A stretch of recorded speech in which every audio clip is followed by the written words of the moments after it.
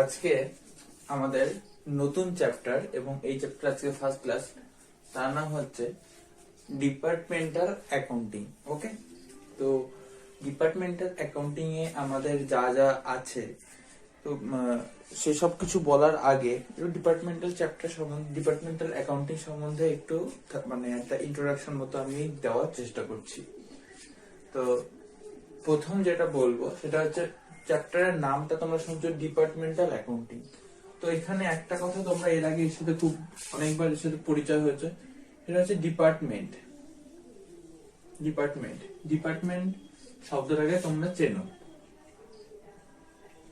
ঠিক আছে? ডিপার্টমেন্ট, তো এটা তাহলে বুঝতে পারছি, তাহলে এর মধ্যে ডিপার্টমেন্ট থাকছে, অনেক ডিপার্টমেন্ট থাকছে, সেই ডিপার্টমেন্টের একটা অ্যাকাউন্টিং। ডিপার্টমেন্ট যদি একটা হতো তাহলে কিন্তু ডিপার্টমেন্ট অ্যাকাউন্টিং হতো।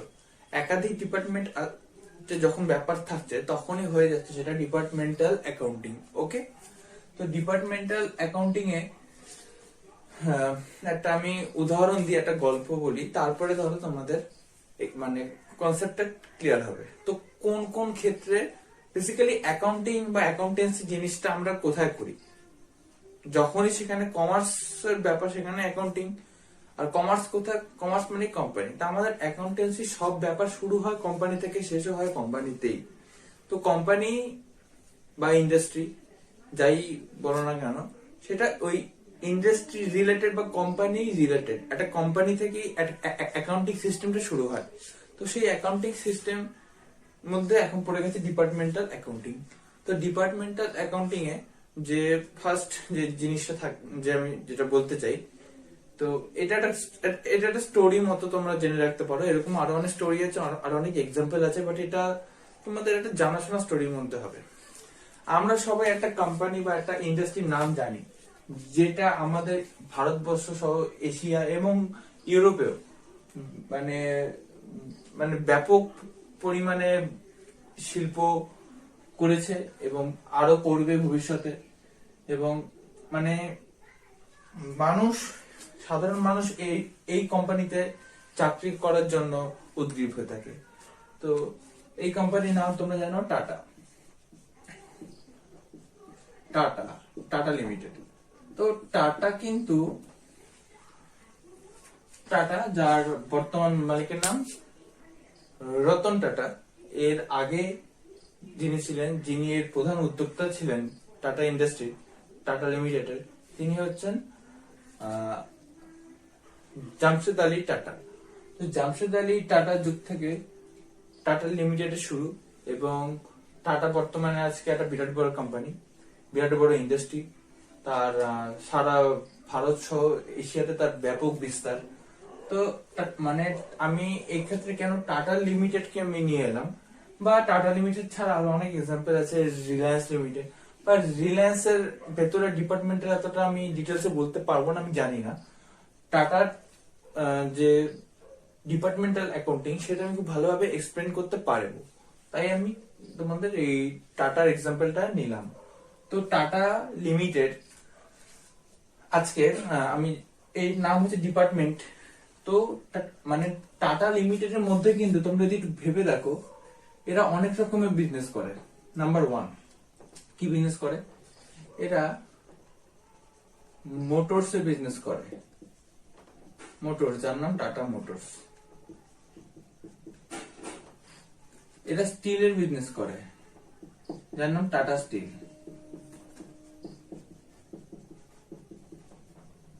এরা সল্ট বিজনেস করে, টাটা সল্ট। এরা টাটা টি বিজনেস করে। তো এরকম আরো অজস্র আছে, আরো অনেক আছে টাটার বিজনেস। সব বিজনেস আমরা জানি না, সবকিছু এর আরো কত ব্যবসা আছে জানি না। আরেকটা আছে ইনফরমেশন টেকনোলজির বিজনেস, সেটা হচ্ছে টিসিএস, সেটা তোমরা জানো। টিসিএস এটা হচ্ছে, এরা করে ইনফরমেশন টেকনোলজির উপরও বিজনেস, যার নাম টিসিএস, টাটা কনসালটেন্সি সার্ভিস। ওকে, তো এখানে আমি এই অপশনটাকে কি জন্য আমি এই অপশনটাকে নিলাম? তো টাটা লিমিটেড যে ইন্ডাস্ট্রি, এটা একটা ইন্ডাস্ট্রি। তো এই ইন্ডাস্ট্রির আন্ডারে আজকে এতগুলো সেক্টর আছে। তো প্রত্যেকটা সেক্টর কিন্তু এক একটা ডিপার্টমেন্টের মতোই। ডিপার্টমেন্টাল অ্যাকাউন্টিং তাহলে কেন হচ্ছে? তাহলে Tata Motors, Tata Steel, Tata Salt, Tata Tea বা টিসিএস এরা সবাই তাহলে কি করে?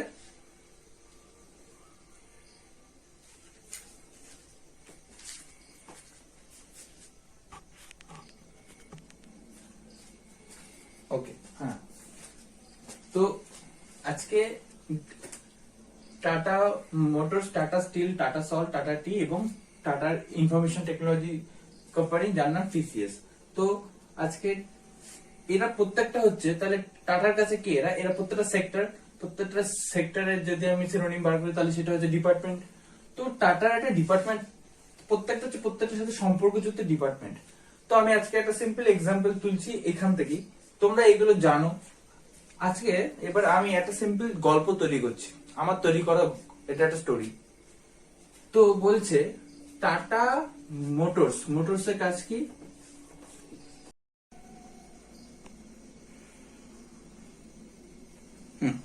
তো এলো তাহলে টাটা মোটরস এর কি কাজ, কি শিল্প এদের হচ্ছে কার ম্যানুফ্যাকচার করা এদের কাজ।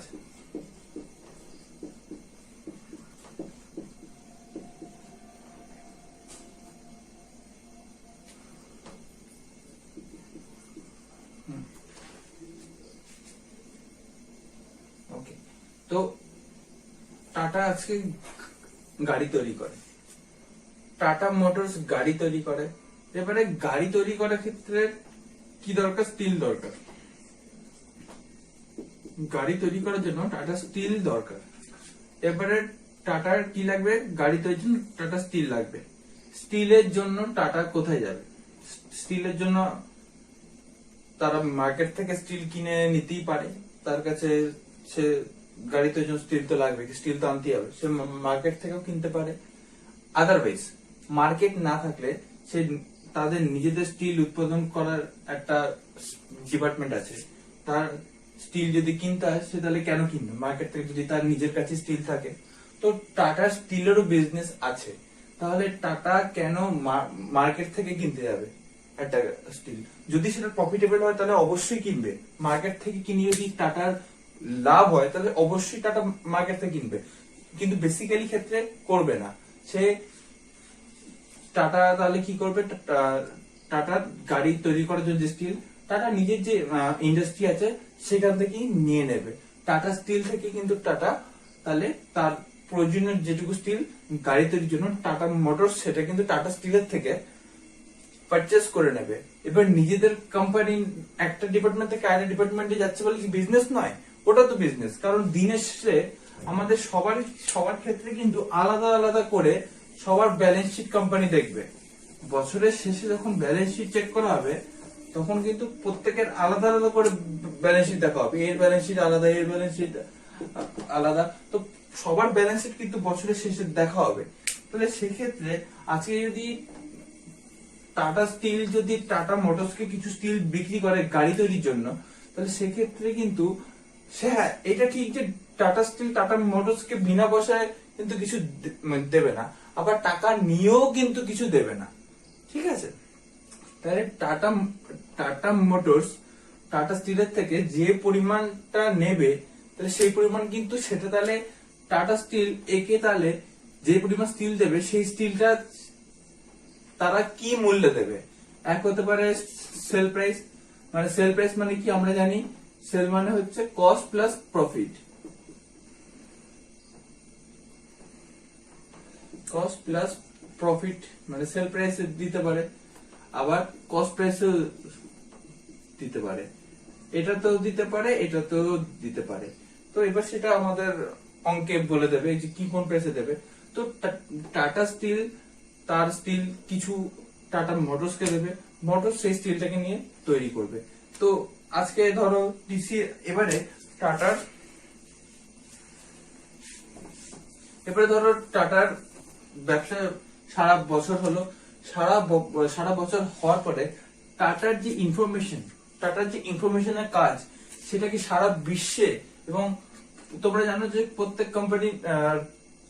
প্রত্যেকটা কোম্পানি চলার জন্য ক্যাপিটাল দরকার, ক্যাপিটালের জন্য তারা মার্কেটে শেয়ার ছাড়ে, সেই শেয়ারের জন্য যে পরিমাণ অর্থ তাদের, সেই যে পরিমাণ ক্যাপিটাল দরকার, যত খবরটা সারা বিশ্ব দুনিয়া ছড়াবে তার ফলে তাদের কি হবে, তাদের এই ক্যাপিটালে যত মানে টাটা ইন্ডাস্ট্রি প্রোগ্রেসটাকে মানুষ জানবে, গ্রাম থেকে গ্রাম বা শহর থেকে শহরের কোনা কোনায় বা দেশ মহাদেশ যেখানেই হোক, যত টাটা ইন্ডাস্ট্রির সাকসেসটা মানুষ বেশি জানবে তত কিন্তু টাটার ক্যাপিটালের যোগান বাড়বে, আর যত ক্যাপিটাল বাড়বে তত বিজনেস বাড়বে, এটা তোমরা সাধারণ ব্যাপার।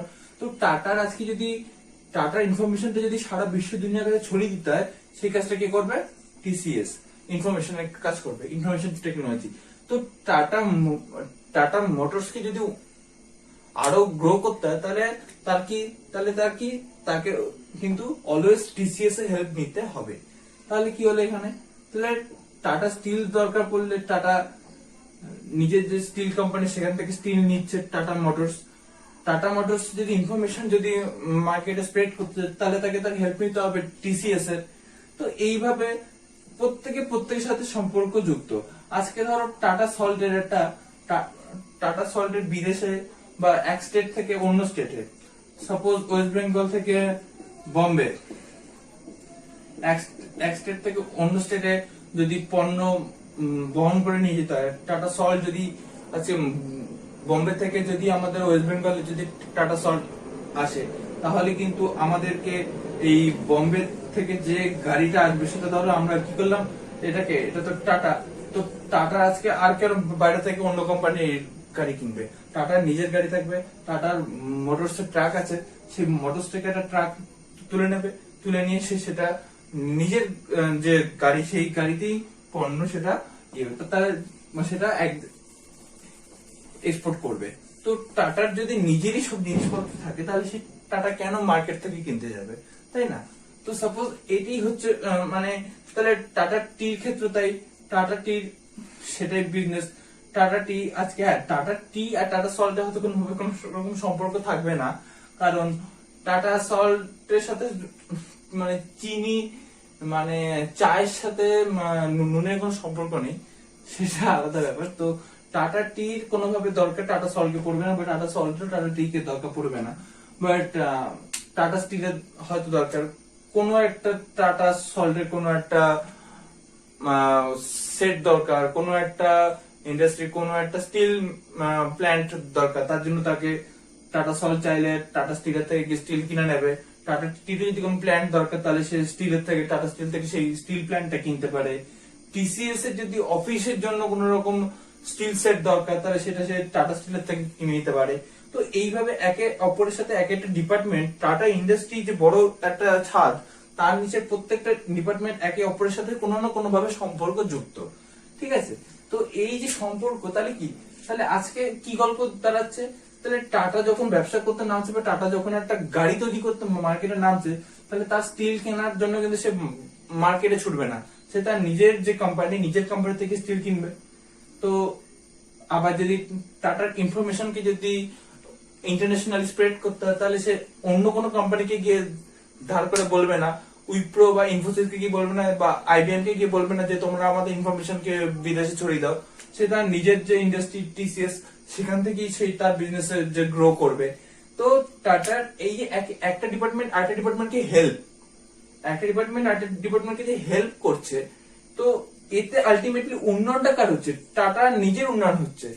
টাটার তাহলে মার্কেটে তাহলে টাটাকে আর বেরোতে হচ্ছে না যে হ্যাঁ কোন কোম্পানি আমার কোম্পানির ইনফরমেশন বিদেশে স্প্রেড করবে বা কোন কোম্পানি আমাকে স্কিল দেবে বা কোন কোম্পানি আমাকে আমার যে পণ্য পরিবহনের জন্য যে গাড়ি বা ট্রাক দেবে, তাহলে এইগুলোর জন্য তাকে অন্য মার্কেটে বেরোতে হচ্ছে না, সে তার নিজের ঘরে বা নিজের যে একই ছাদ সেই ছাদের তলাতে বসেই সব পেয়ে যাচ্ছে।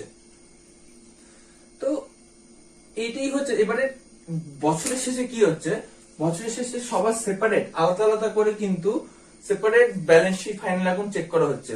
তাহলে বছরের শেষে কিন্তু তাহলে আজকে টাটা লিমিটেডের প্রফিট কি, তাহলে প্রত্যেকটা টাটার আন্ডারে যতগুলো শিল্প আছে, Tata Steel, Tata Salt, Tata Tea, TCS, এই সবার প্রফিটটাকে মিলিয়ে সবার যত প্রফিট হয় সেই প্রফিটটা তাহলে কার প্রফিট? টাটা ইন্ডাস্ট্রির প্রফিট। টাটা ইন্ডাস্ট্রির প্রফিট হচ্ছে এই 5টা ডিপার্টমেন্টের থেকে। টোটাল প্রফিটটা কিন্তু হচ্ছে টাটা ইন্ডাস্ট্রির প্রফিট। আর টোটাল প্রফিট জানানো প্রত্যেকটা ডিপার্টমেন্টকে আলাদা আলাদা করে ফাইনাল অ্যাকাউন্ট তৈরি করতে হবে, আলাদা আলাদা করে ব্যালেন্স শিট তৈরি করতে হবে। তো এটি হচ্ছে তাহলে প্রত্যেকটা ডিপার্টমেন্টের টোটাল টাটা ইন্ডাস্ট্রি প্রফিট ক্যালকুলেশনের ডিপার্টমেন্টাল পদ্ধতির মেথড। তো এবারে কি বলছে আমাদের অঙ্কটা তাহলে কি বেসিস হবে?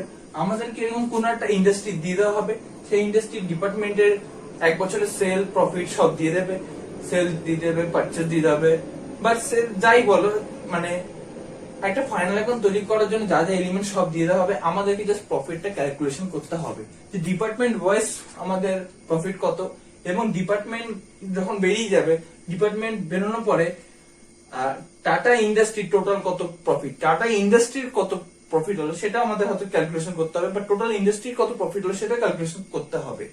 তো এই ডিপার্টমেন্টটা হচ্ছে এরই উপরে, তেমন কঠিন কিছু না। এটা অনেকেই অনেক স্টুডেন্ট পরীক্ষা করে আসতে পারে না, জানি না কেন করে আসতে পারে না, কিন্তু এর মধ্যে এত কঠিন কিছু নেই। স্যারেরা কেন এটাকে এত কঠিন করে শেখায়? তো এই সিম্পল একটা গল্প যদি আমি কাউকে বলে দিই, তাহলে তার মাথায় কিন্তু ডিপার্টমেন্টাল নিয়ে কিন্তু আর কোনো ডিপার্টমেন্টাল নিয়ে কোনো মেন্টাল সমস্যা তৈরি হবে না। তো এই হচ্ছে স্টোরি। তো চলো তাহলে আমাদের প্রথম যেটা করবো এরপরে ফরম্যাট। তো এখানে কি করতে হবে? এখানে ফাইনাল অ্যাকাউন্ট তৈরি করতে হবে। তো আমাদের প্রফিট ক্যালকুলেশন তো আর তো কোনো উপায় নেই, প্রফিট ক্যালকুলেশন করা মানে আমাদের ফাইনাল অ্যাকাউন্ট তৈরি করতে হয়। তো এখানে আমরা তাই করবো, ফাইনাল অ্যাকাউন্ট তৈরি করবো, কিন্তু ডিপার্টমেন্টের একই সাথে আমরা 3-4 ডিপার্টমেন্টের ফাইনাল অ্যাকাউন্ট ক্রিয়েট করবো এখানে। তো সেটাই, এর ফরম্যাটটা আগে আমি এখানে তোমাদের বুঝিয়ে দেব, আর তারপরে অঙ্কে ঢুকবো। তো এই পর্যন্ত। তো এরপরে ভিডিওতে আমি অঙ্কটা শেখাবো।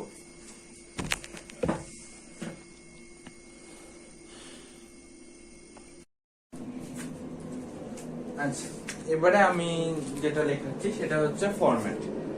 তো ডিপার্টমেন্টাল ফাইনাল অ্যাকাউন্ট এটা, কিন্তু ফাইনাল অ্যাকাউন্ট এটাকে বলা হয় না, যেহেতু এর অঙ্কটা কিন্তু পুরোপুরি ফাইনাল অ্যাকাউন্টের মতোই। তো আমি এখানে হেডিং করছি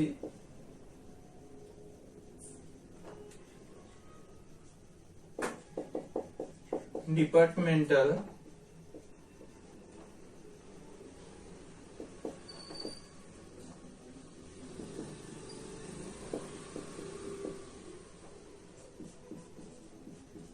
ট্রেডিং, জল লেগেছে, লেগে এখনো,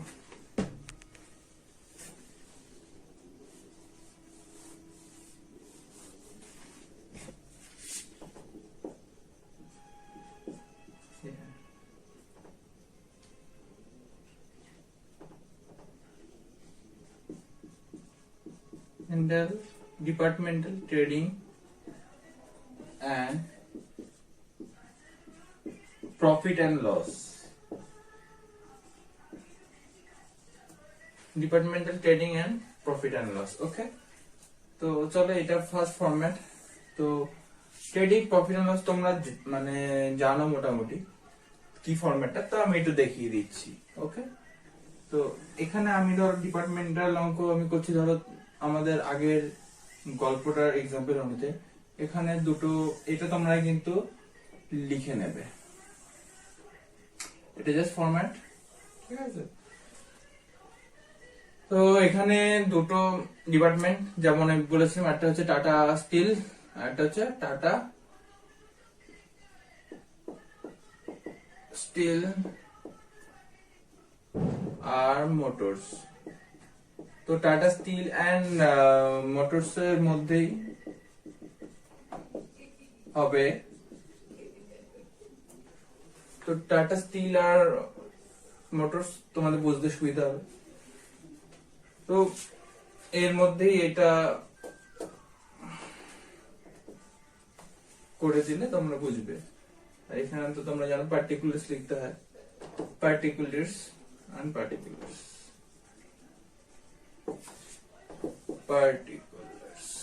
ওকে। তো আমরা জানি যেটা ট্রেডিং এ সবার আগে আমরা কি লিখি, ওপেনিং স্টক, ওপেনিং স্টক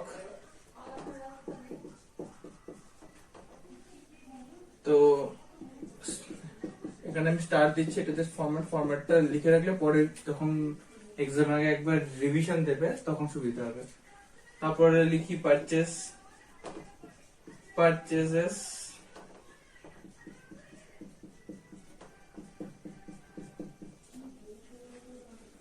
তারপরে লিখি আমরা ডিরেক্ট এক্সপেন্সেস।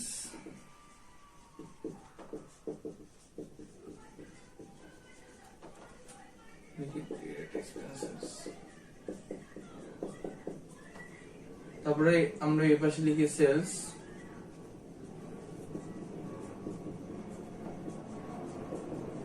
আর লিখি এবারে সেলস হলো। তো এইবারে আমি এখানে একটা নতুন শব্দ লিখব যেটাকে আমরা বলি ইন্টার ট্রান্সফার। এটা তোমাদের একটা নতুন শব্দ, ইন্টার ট্রান্সফার।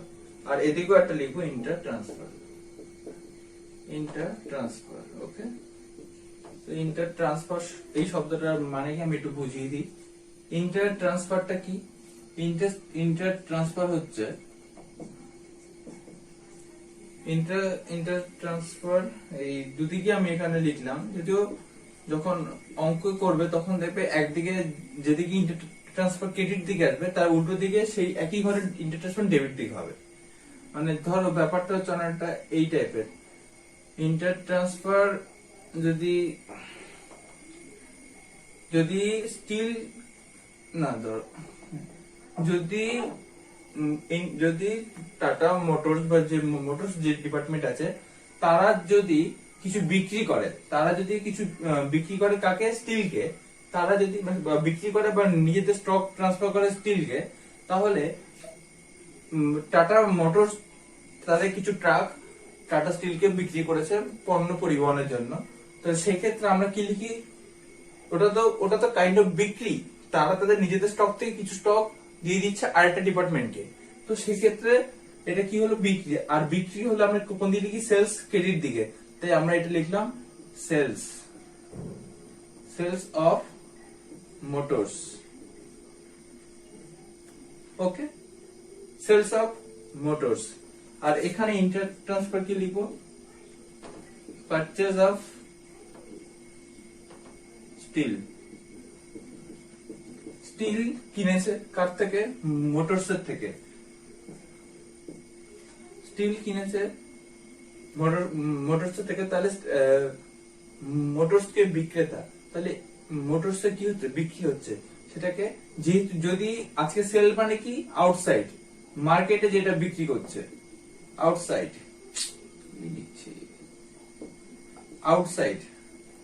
আর পারচেজ কি? ফ্রম আউটসাইড, যেটা মার্কেট থেকে কিনছি বা যেটা মার্কেটে বিক্রি করছি সেটা কি বলি সেলস, আর যেটা পারচেজ করছি সেটা বলি আউটসাইড, মার্কেট থেকে যেটা কেনা। আর ইন্টার মানে নিজেদের, অন্তর। তো নিজেদের মধ্যে যে কেনা বেচা সেটা কি বলছি? Inter transfer. কারণ স্টক ট্রান্সফার করা হচ্ছে। মোটরস তার কিছু ট্রাক ট্রান্সফার করে দিল স্টিলকে। তাহলে স্টিলের ক্ষেত্রে এটা কি? স্টিলের ক্ষেত্রে আমরা একটা ডেবিট নিলাম। কেন? এটা পারচেজ। যখন আমরা নিজেদের ডিপার্টমেন্টের মধ্যে বিজনেস করছি, বাট যখন পারচেজ সেটা তো ডেবিট দিকে লিখতে হয়, তোমরা জানো। এখানে পারচেজ লিখেছি। আর যখন সেল সেটা ক্রেডিট দিকে লিখতে হয়। এবার ধরো যদি আমি এরকম লিখি, এটা একসাথে কখনো আসবে না। তোমরা এটা লিখে রাখো, বাট এটা একসাথে কখনো আসবে না, ঠিক আছে? যদি এইটা হয় এইটা আসবে, তাহলে পরের যেটা দেখাচ্ছি সেটা আসবে। এবার ধরো sell of steel.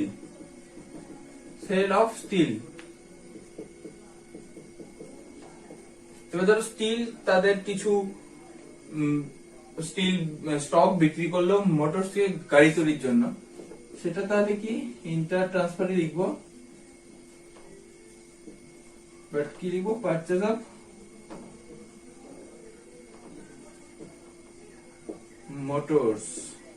Motors purchase করেছে সামথিং ফ্রম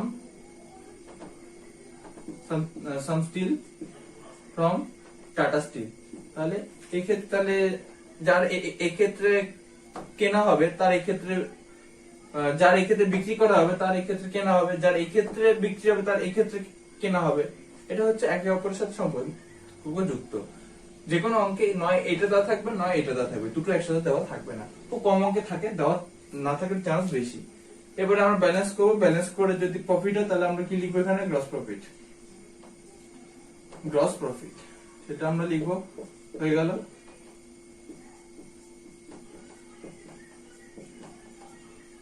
হয়ে গেল।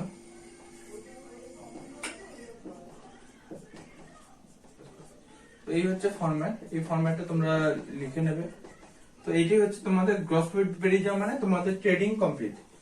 আর এবারে আমরা জানি আমরা যখন প্রফিট অ্যান্ড লস করি তখন কি করি, তখন গ্রস প্রফিটটাকে আমরা ক্রেডিট সাইডে ট্রান্সফার করে দিই, গ্রস প্রফিট এরকম করে। আর এদিকে আমরা লিখি, এখানে আমি টু আর বাইটা দেখাইনি, কিন্তু যখন অঙ্ক করবো তখন আমি দেখাবো, এটা হচ্ছে ফরম্যাটের জন্য। আর এখানে আমরা লিখি কি ইনডিরেক্ট এক্সপেন্সেস, যেগুলো প্রফিট অ্যান্ড লস এর ফাইনাল অ্যাকাউন্টে তোমাদের স্যার তোমাদের বলেছে কিনা আগে যেখানে পড়েছো। তো ইনডিরেক্ট যতগুলো ডেবিটে যত মানে ট্রেডিং অ্যাকাউন্টে, ফাইনাল অ্যাকাউন্টে ট্রেডিং অ্যাকাউন্টে যে এক্সপেন্সেস গুলো ডেবিটে দেখানো হয় সেগুলো হচ্ছে সব ডিরেক্ট এক্সপেন্সেস, কারণ ওই এক্সপেন্সেস গুলো ম্যানুফ্যাকচারের সাথে সরাসরি যুক্ত। আর প্রফিট অ্যান্ড লসে যেগুলো দেখানো হয় সেগুলো কিন্তু ইনডিরেক্ট এক্সপেন্সেস। তাই আমি এখানে দেখো কি কি এক্সপেন্স সেটা আমি অঙ্ক করার সময় পেয়ে যাবো, কিন্তু এখানে আমি শর্টে লিখে দিলাম all of the expenses comes in profit and loss called indirect expenses. তো সেটা আমরা এখানে লিখে দিলাম। ওকে, হয়ে গেল। যেটা এলো সেটা ব্যালেন্স, সেটা হচ্ছে কি নেট প্রফিট। নেট প্রফিট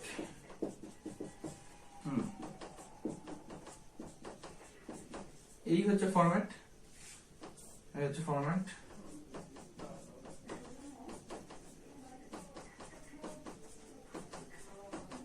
তো এটা তোমরা টুকে নাও, এটা হচ্ছে আমাদের ডিপার্টমেন্টের ফাইনাল অ্যাকাউন্ট হয়ে গেল। এরপরে এইটা টোকা হয়ে গেলে এর পরে হবে কোম্পানি ফাইনাল অ্যাকাউন্ট মানে জেনারেল প্রফিট অ্যান্ড লস। কোম্পানির যে ফাইনাল অ্যাকাউন্ট সেটা আমরা দেখো, মানে এটা ধরো tata steel and tata motors দুটো ডিপার্টমেন্টের প্রফিট বেরিয়ে গেল সেপারেটলি, কিন্তু কোম্পানির টোটাল কত প্রফিট সেটা আমরা সেই প্রফিট অ্যান্ড যে লস সেটা আমাদের সেখানে দেখাতে হবে। তার নাম হচ্ছে জেনারেল প্রফিট অ্যান্ড লস। তো তোমরা আগে এটা টুকে নেবে, তারপরে আমি জেনারেল প্রফিট অ্যান্ড যে লসের যে প্রোফর্মাটা আছে সেটা আমি ওখানে দেব। ওকে, ঠিক আছে, গেল। তো আমাকে তোমরা এটা ভিডিওটা একটু থামিয়ে নিয়ে এটা লিখে নেবে। আর আমাকে তাহলে একটু, আমি তাহলে উপর দিক থেকে একটুখানি মুছতে হবে আমাকে, কারণ এই জিনিসটা একটু আমাকে রাখতে হবে, ঠিক আছে? তো আমি একটু মুছছি। ভিডিও যদি এখনো পর্যন্ত তোমরা না লিখে থাকো তো ভিডিওটা একটু পিছিয়ে নিয়ে গিয়ে তোমরা কিন্তু লিখে নেবে।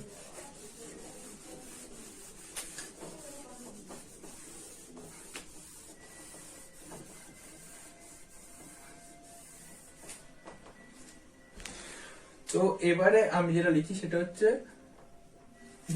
উপরে লেখাটা মুছে দিই, চ্যাপ্টারের নাম তো তোমরা জেনেই গেছো।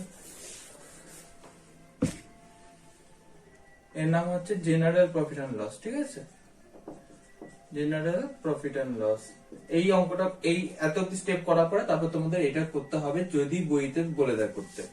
যদি কোম্পানি প্রফিট চায় তাহলে এটা করতে হবে, যদি কোম্পানি প্রফিট না চায় তাহলে আমরা শুধু ডিপার্টমেন্টে এত দিয়ে অঙ্কটা করে দিয়ে ছেড়ে দেবো, ব্যাস। জেনারেল প্রফিট অ্যান্ড লসে কি কি আসে, এটা হচ্ছে কোম্পানির ফাইনাল অ্যাকাউন্ট।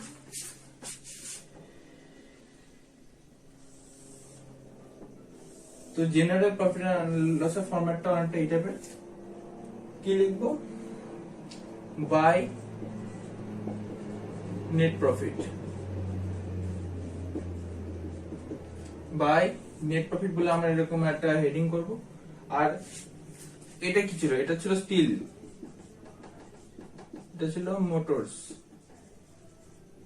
এটা ছিল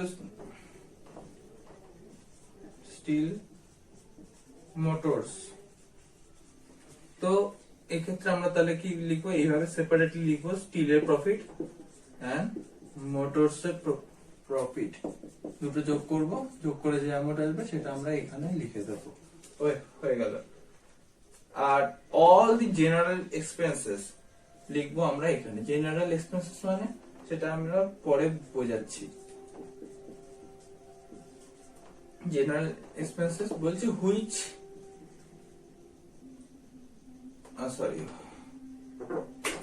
whose allocation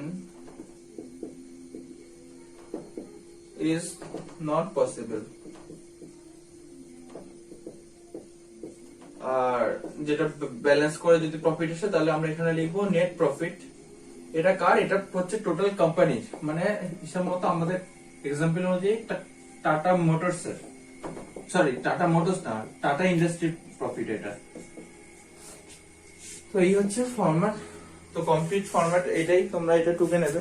তো এবারে আমি এই যে general expenses whose allocation is not possible এই কথাটা কেন লিখলাম তার ব্যাখ্যা দেবো, তার আগে ফরম্যাটটা তোমরা টুকে নেবে পুরোটা। ভিডিওটা এখন থামিয়ে একটু এটা লিখে নেবে। ওকে, তো এবার আমি সেই কথায় ফিরে আসি। তো জেনারেল প্রফিট অ্যান্ড লসের জেনারেল এক্সপেন্সেস এটা কেন আমি এইভাবে লিখলাম, which allocation is not, allocation is whose allocation, যার যে সমস্ত এক্সপেন্সেস এর অ্যালোকেশন মানে অ্যালোকেশন মানে ভাগ করে দেওয়াটা পসিবল নয়, সেটা আমরা এখানে লিখছি।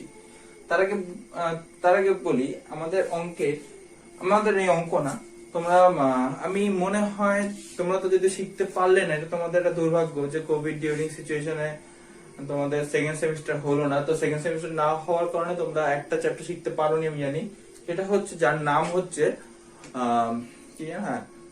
Overhead costing. আমি মনে একটা ক্লাস মনে আমি দিয়েছিলাম ইউটিউবে, জানি তোমরা করনি, তা একটা ক্লাস আমি দিয়েছিলাম, সেটা তোমাদের দোষ না, করনি কারণ হয়তো আমরা করতাম না, কারণ এক্সাম যখন হবে না তো করে কি হয়, তো মেন্টালিটি আমাদের সবারই সেম, কিন্তু না শেখায় এই সমস্যাগুলো হবে। তো আমি ছোট্ট করে একটু বলে দিই, ওভারহেড ডিস্ট্রিবিউশন না শিখলে এই অঙ্কগুলো ঠিক করা যায় না। ওভারহেড ডিস্ট্রিবিউশনটা ঠিক কি?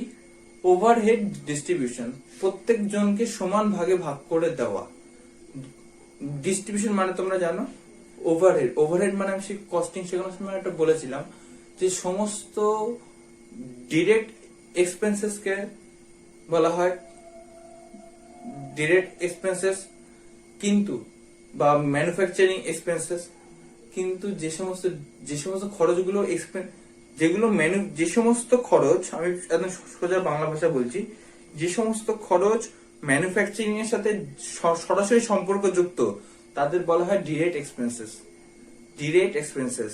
আর যে সমস্ত খরচ উৎপাদন বা ম্যানুফ্যাকচারিং এর সাথে সরাসরি যুক্ত নয় তাদের বলা হয় ওভারহেড, মানে ইনডিরেক্ট এক্সপেন্সেস। তো ওভারহেডে এরকম অনেক মানে জিনিস ছিল যে তোমাদেরকে এরকম ডিপার্টমেন্ট থাকবে, ডিপার্টমেন্টে অনেক মানে খরচ দেখিয়ে দেওয়া হবে, তো সেই খরচগুলোকে আমরা ভাগ করব করে, প্রত্যেকটা মানুষের মধ্যে খরচগুলোকে ভাগ করব কি করে। ধরো আমি এখানে, তোমরা এটা যদি টুকি নিয়ে থাকো তাহলে আমি একটু এই জায়গাটা মুছে নিয়ে আমি সেই এক্সাম্পলটা একটু দেখিয়ে দিই। কস্টিং তো শেখানো সম্ভব হয়নি, কিন্তু এখন একটু শেখাতে হচ্ছে, টাইম যাবে জানি, তাও একটু আমাকে শেখাতে হবে, না শেখালে আমি এগোতে পারবো না আগের অঙ্কগুলোতে।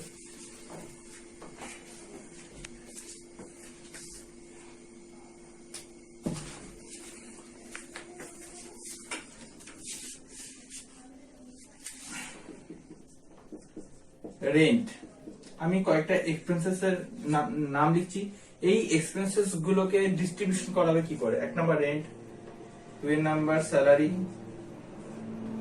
3 number wages, 4 number advertisement,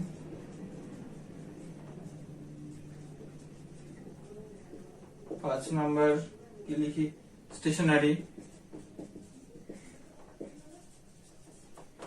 6 number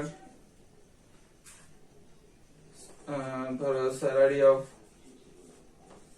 accountant. Okay, তো এইগুলো যেগুলো দেখাচ্ছি এগুলো হচ্ছে সব এক্সপেন্সেস, খরচ, বিভিন্ন ধরনের খরচ তোমরা দেখি বুঝতে পারছো।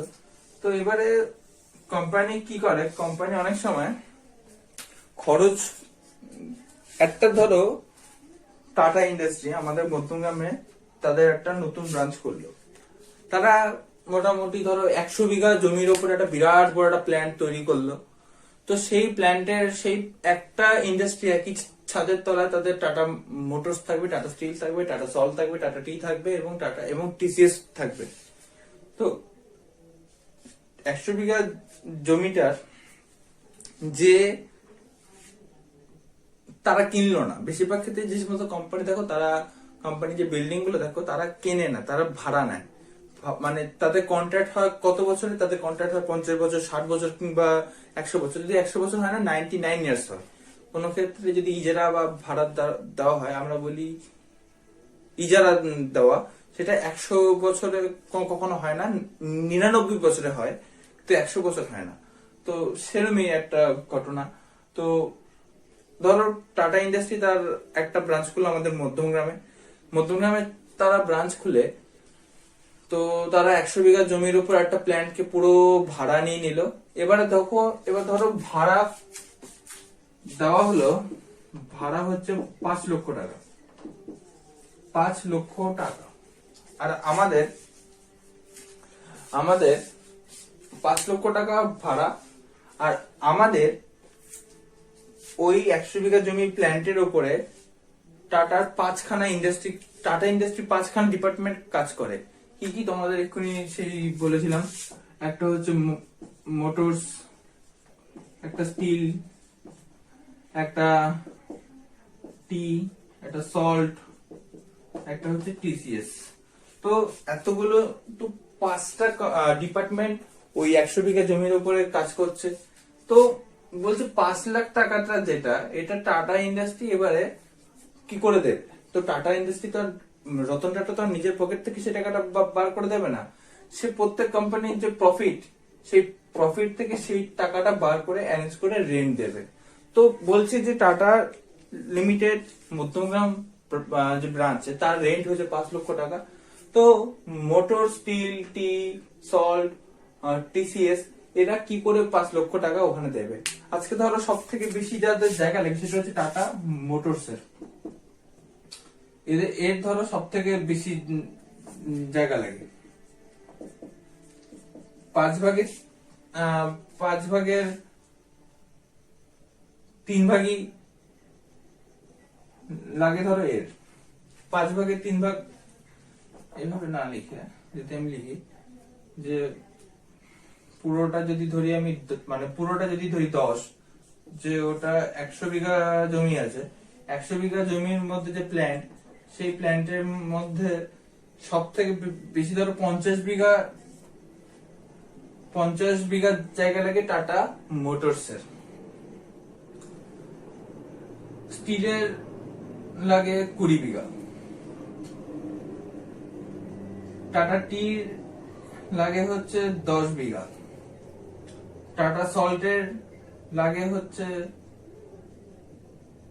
কত হলো, 20, 70, এটা ধরো 70, এটা ধরো এর লাগে আরো 15 বিঘা, 80, 95, আর এর লাগে 5 বিঘা। তাহলে 20, 30, হ্যাঁ ঠিক আছে 50। তো 100 বিঘা জমির মধ্যে তাহলে কি 100 বিঘা, এবারে যে জমি টাটা মোটর সব থেকে বেশি জায়গা নেয়, 50 বিঘা এ নেয়, স্টিল নেয় 20 বিঘা, টি নেয় 10 বিঘা, সল্ট নেয় 15 বিঘা, টিসিএস নেয় সব থেকে কম 5 বিঘা। কারণ টিসিএস এর কোনো ম্যানুফ্যাকচারের কাজ নেই, এর শুধু একটা অফিস আছে, তো এর সব থেকে কম লাগে। মোটরস তো সব থেকে বেশি জায়গা লাগে, কারণ তাদের গাড়ি তৈরি করতে হয়, গাড়ি তৈরি করার জন্য একটা প্ল্যান্ট বসাতে হয়, সেই গাড়িগুলোকে আবার গোডাউনে রাখতে হয়, একটা বিরাট বড় জায়গা লাগে।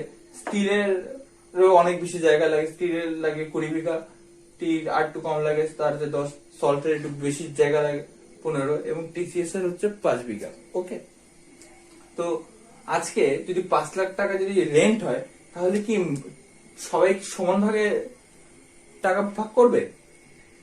যদি 5 লাখ টাকা রেন্ট হয়, তাহলে motor, steel, tea, salt and TCS সবাই কি তাহলে 1 লাখ করে সমান ভাগে ভাগ করে টাকা দেবে? না, যে সব থেকে বেশি জায়গা ব্যবহার করে সে সব থেকে বেশি টাকা দেবে। তাহলে হিসাব অনুযায়ী এই যে রেশিওটা বেরিয়ে এলো, এই রেশিও অনুযায়ী আমাদের রেন্ট দেওয়া হবে। তাহলে আমাদের রেশিওটা কি বেরিয়েছে, 50:20:10:15:5। মানে যদি 5 দিয়ে ই করি তাহলে আমরা তাহলে তো চলে আসে হচ্ছে 10:4:2:3:1। এই হচ্ছে রেশিও। তাহলে যদি 5 লক্ষ টাকা ধরি তাহলে 5 লক্ষ টাকার মধ্যে টিসিএস দেবে, সরি মোটরস দেবে কত টাকা? মোটরস দেবে হচ্ছে তাহলে 6:4:10 আর 10 25, তাহলে 2,50,000। 5 লক্ষ টাকার মধ্যে 2,50,000 টাকা দেবে কে? মোটরস। 5 লক্ষ টাকার মধ্যে স্টিল দেবে কত?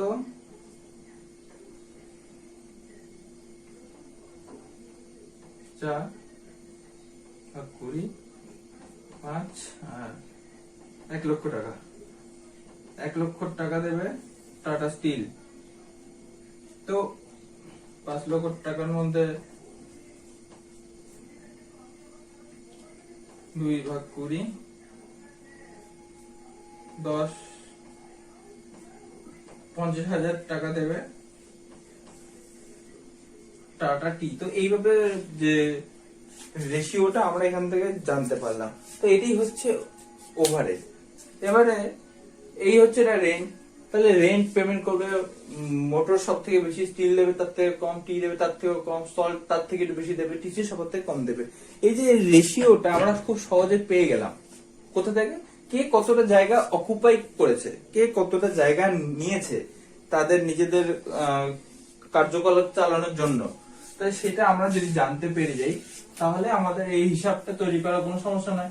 কিন্তু অনেক সময় এই হিসাবটা দেওয়া থাকবে না, এত ডিটেলস বলে দেওয়া থাকবে না যে কার কতটা জায়গা লাগবে, কার কতটা জায়গা লেগেছে। তো সেক্ষেত্রে আমাদেরকে কি বলে দেওয়া থাকবে, আমাদের কিছু ইনফরমেশন বলে দেওয়া থাকবে। আমি সেই ইনফরমেশনটা তোমাদের এখানে লিখছি। ইনফরমেশনটা তোমরা লক্ষ্য রাখো। বলছে এরকম কিছু ইনফরমেশন দেওয়া থাকবে। রেন্ট, আর এখানে আমি লিখছি ধরো নাম্বার অফ এমপ্লয়ি,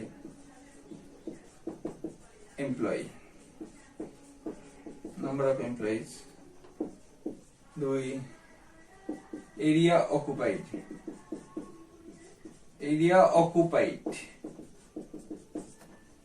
3 নম্বরে ধরো নাম্বার অফ ওয়ার্কার্স, 4 নম্বরে ধরো সেলস, 5 নম্বরে ধরো নাম্বার অফ অ্যাকাউন্টেন্টস। তো আজকে যদি রেন্ট দিতে হয়, এবার ধরো এদের সবার একটা করে রেশিও দেওয়া আছে, বইতে দেওয়া থাকবে, সবার পার্টিকুলার একটা করে নিজস্ব রেশিও থাকবে সবার। তো এবারে তোমাকে দেখতে হবে যে তোমার অ্যাকাউন্টস জ্ঞান কি বলে, বা তোমার কস্টিং জ্ঞান বা তোমার ওভারহেড জ্ঞান তোমাকে কি বলে। যে রেন্ট তুমি যখন তোমাকে 5,000 টাকা পেমেন্ট করতে বলা হবে, তো তখন তুমি কি অনুযায়ী রেন্ট দেবে? নাম্বার অফ ওয়ার্কার্স এর উপরে কি তুমি রেন্ট দেবে, নাকি সেলস এর উপরে রেন্ট দেবে? কোনোটাই নয়, কারণ রেন্টের সাথে কি কার সম্পর্ক জড়িয়ে আছে? রেন্টের সাথে সম্পর্ক জড়িয়ে আছে এরিয়া অকুপাইড।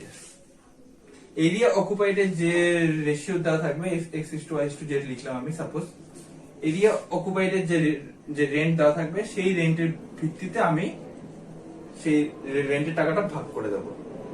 কি দেওয়া আছে? স্যালারি দেওয়া আছে, স্যালারি। তো স্যালারি ধরো 3 লাখ টাকা, টোটাল 3 লাখ টাকা। আমি জানি না আমার 5টা ডিপার্টমেন্ট বা 3টে ডিপার্টমেন্ট বা 6টা ডিপার্টমেন্ট, যতগুলো ডিপার্টমেন্ট থাকুক, আমার টাটা ইন্ডাস্ট্রির যতগুলো ডিপার্টমেন্ট থাকুক, তো স্যালারি 3 লাখ টাকা আমাকে পেমেন্ট করতে হবে। কিসের ভিত্তিতে পেমেন্ট করবো? সেলস এর উপরে, নাকি নাম্বার অফ অ্যাকাউন্টেন্টস এর উপরে, নাকি এরিয়া অকুপাইড এর উপরে?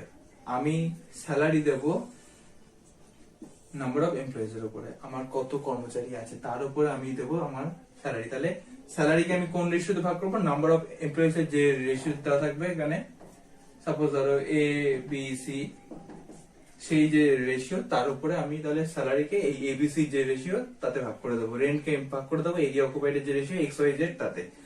ওয়েজেস, ওয়েজেসকে আমি ওয়েজেস ধরো এখানে 6 লক্ষ টাকা ওয়েজেস ওয়েজেস পেমেন্ট করতে হবে। তো এই 6 লক্ষ টাকা ওয়েজেস আমি কিসের উপরে দেবো? Number of workers. ওয়েজেস দেওয়া হয়, ওয়েজেস মানে মজুরি, মজুরকে মজুরি দেওয়া হয়। ওয়ার্কার্স নাম্বার, যত সংখ্যার আমার মজুরি আছে, কোন ডিপার্টমেন্টের কত সংখ্যার মজুরি আছে তার যে রেশিও, ধরো এল is to M, L is to M, সেই যে এল ইস টু এম যে রেশিও, সেই রেশিওতে আমি 6 লক্ষ টাকা ভাগ করে দেবো। অ্যাডভার্টাইজমেন্ট, অ্যাডভার্টাইজমেন্ট ধরো এখানে আমি এটা আচ্ছা অ্যাডভার্টাইজমেন্ট সরি অ্যাডভার্টাইজমেন্ট, অ্যাডভার্টাইজমেন্ট কি জন্য করা হয়? বিক্রির জন্য, জিনিসপত্র বিক্রির জন্য। টিভিতে যে অ্যাডভার্টাইজমেন্ট দেখো বা বিজ্ঞাপন যে রাস্তা দিয়ে যাওয়ার সময় দেখো যে বিরাট বিরাট হোর্ডিং, অ্যাডভার্টাইজমেন্ট করা হয় কি জন্য? বিক্রির জন্য। তাহলে অ্যাডভার্টাইজমেন্টের যে খরচ সেটা কার হিসেবে যাবে? সেলস এর উপরে। সেলস এর যে রেশিও দেওয়া থাকবে এস টি এম, তার যে রেশিও আমি তাতে পেমেন্ট করব। স্টেশনারি, স্টেশনারি আমি কিসের উপর করবো? স্টেশনারি আমি সেলস এর উপর করবো। অফিসে কি কাজ তা তো জানি না। আর না সরি এটা না, এটা সরি, এটা ভুলে যাও, এটা না। এবার ধরো স্যালারি অফ অ্যাকাউন্টেন্ট, তাহলে অ্যাকাউন্টেন্টের স্যালারি আমি কার উপরে দেবো? Number of accountant. তো এইটাই হচ্ছে ওভারহেড। এইটি তোমাদের সেকেন্ড সেমিস্টার শেখানো ছিল, শেখানোর সুযোগ হয়নি, কিছু করার নেই, তাও আমি যেটুকু পারলাম শিখিয়ে দিলাম। তো তোমরা এরকম খরচ দিয়ে দেওয়া হবে। আর বেসিস অফ, এটাকে বলা হয় বেসিস অফ অ্যাপোর্শনমেন্ট, অ্যাপোর্শনমেন্ট, বেসিস অফ অ্যাপোর্শনমেন্ট। আর এটা হচ্ছে এক্সপেন্সেস। তো এইভাবে আমাদের ওভারহেডটা শেখানো হয়। না শিখতে পারাটা এটা দুর্ভাগ্য, তোমাদের দোষ না, কিন্তু যেটা না শেখা সেটা তো মানে না শেখা হয়ে থেকে গেল, গ্যাপ, কিছু করার নেই আর। তো এইভাবে এক্সপেন্সেস গুলো দিয়ে দেওয়া হয়। তো এইভাবে আমি আমার ডিপার্টমেন্টকে ভাগ করে দেবো। আমার যদি দুটো ডিপার্টমেন্ট থাকে তাহলে দুজনের মধ্যে ভাগ করে দেবো। যদি 5টা থাকে তাহলে 5 জনের মধ্যে যা রেশিও দেওয়া থাকবে, বা 3টে থাকলে এখানে 3টে করে দেখানো হয়েছে। তো এখানে এইভাবে এটা আমরা ভাগ করে দেব। তো এই হচ্ছে আমাদের ডিপার্টমেন্ট কি করে আমরা প্রত্যেকটা এক্সপেন্সেস ভাগ করে দেবো, এইগুলো ডিপার্টমেন্ট। কিন্তু এবারে একটা জিনিস যদি আমি দেখি যে এখানে স্টেশনারি, স্টেশনারিকে অ্যাপোর্শন করার মতো কোন বেসিস পাইনি আমি খুঁজে। স্টেশনারিকে আমি ডিস্ট্রিবিউশন করবো কি করে, তার জন্য যে রেশিও দরকার তা আমি এখানে পাইনি। সো হোয়াট টু ডু, আমি কি করতে পারি? তো স্টেশনারি যে রেশিওটা সেটা আমি পেতে পারি একমাত্র কোথা থেকে? জেনারেল প্রফিট এন্ড যে লস। তাহলে কি আমি এখানে কি লিখেছিলাম?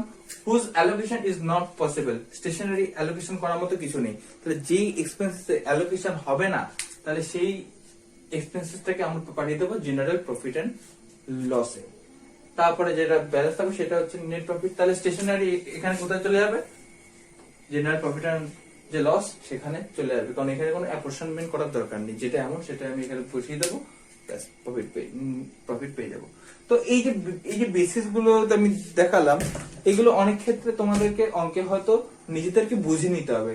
যে রেন্ট বললে আমি কার উপরে করবো? Area occupied. স্যালারি বললে আমি নাম্বার অফ এমপ্লয়িজ। ওয়েজেস বললে নাম্বার অফ ওয়ার্কার্স। অ্যাডভার্টাইজমেন্ট বললে সেলস। তো এইগুলো তোমাদের যেমন বুঝে নিতে হলো, অঙ্কে আবার হয়তো অনেক সময় অ্যাডজাস্টমেন্ট বলে দেবে যে কাকে কি দিয়ে ভাগ করতে হবে, তখন সেটা সেভাবে করতে হবে। আমি অঙ্ক করাবো, আরো অনেক অঙ্ক করাবো, আশা করি তোমরা শিখবে, শিখলে বুঝতে পারবে। আর যে এক্সপেন্সেসটাকে অ্যালোকেশন করা সম্ভব নয় সেটাকে আমরা জেনারেল প্রফিট এন্ড লস, কোম্পানির যে প্রফিট এন্ড লস সেখানে পাঠিয়ে দেবো, হয়ে যাবে। তো এই হচ্ছে ফরম্যাট, এটাই বোঝানো ছিল। এবারে আমি ডিরেক্ট একটা অঙ্কে ঢুকবো, অঙ্কটাকে তোমাদের বলবো, অঙ্কের ফটো তুলে আমি তোমাদের দিয়ে দেবো। আর ঠিক আছে, তো এই ছিল বোঝানোর জন্য। এর পরের ভিডিওতে আমি অঙ্কটা শেখাবো।